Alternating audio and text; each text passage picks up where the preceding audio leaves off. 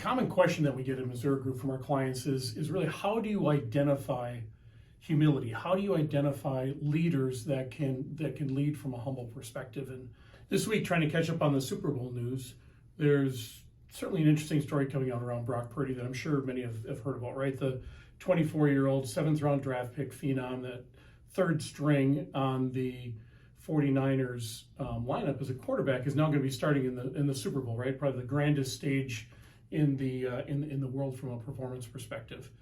Tremendous pressure put on him. He's asked, "Hey, what does it mean to be in the Super Bowl? What does that, what does that mean to you?" And his response was just artful. It was perfect. It's not about me.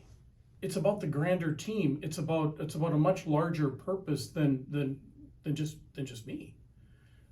So from a leadership perspective, this is amazing to see this level of maturity coming from a 24-year-old that's going to be leading his team in the Super Bowl this Sunday.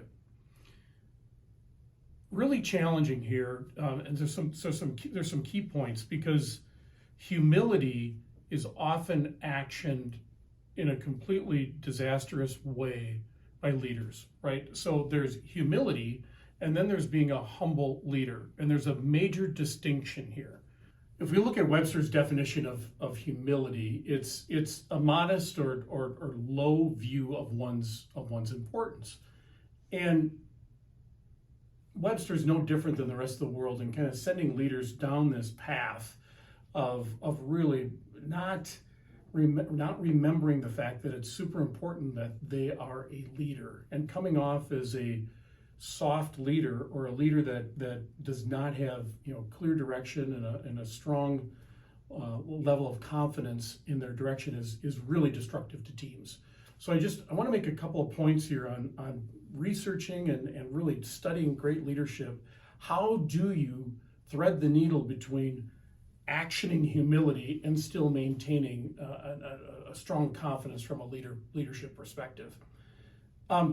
Steve Young had some really interesting comments if you scroll around on his thoughts around Purdy, and basically he's like, hey, this is a guy that he exudes that confidence.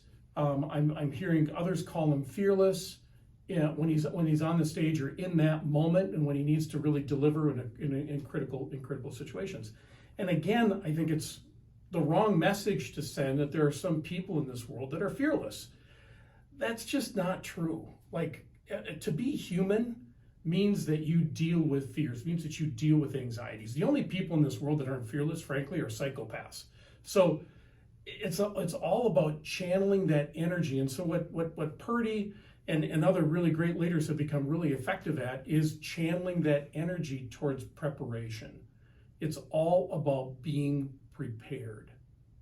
So great leaders in the world spend their time in a very disciplined way with a particular process of making sure that they are prepared and they are ready for when the moment happens. When it's 3rd and 19 and they got the ball on the 20-yard line, red zone, time's running out. I mean, they practice again and again these situations. And for us as leaders, it's really no different. It's very easy for us to create situations or to study, apply, evaluate what's worked and what didn't, and what are the areas that we can improve on from a leadership perspective. If it's in the preparation that the confidence comes. So as we teach our recruiters internally here at Misura Group, there's some specific behavioral traits that we look for from leaders. One is certainly a high sense of self-awareness. They have to be able to admit to their own mistakes. They have to value the contribution of other team members around them and be open to new ideas. They listen to feedback, which makes them highly coachable. So the combination, if you think of the opposite of humility, is really high egos. But it's important when you see high ego behavior to just look at that as fear. And so looking at it from that perspective, the way to dispel fear is in the preparation.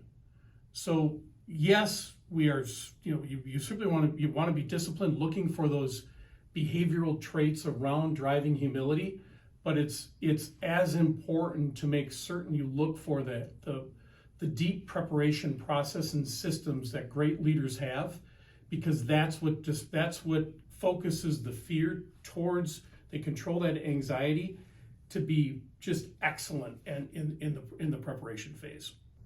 There are some fantastic. You can study the theory. For me, it's way more interesting if you get the big ideas around the theory, which I've just given you. I think it's way more effective to study great leaders in situations that are really just incredible for us to fathom, and how they put these tools that we're sharing with you to practice. I've just finished the book by General Petraeus, Conflict.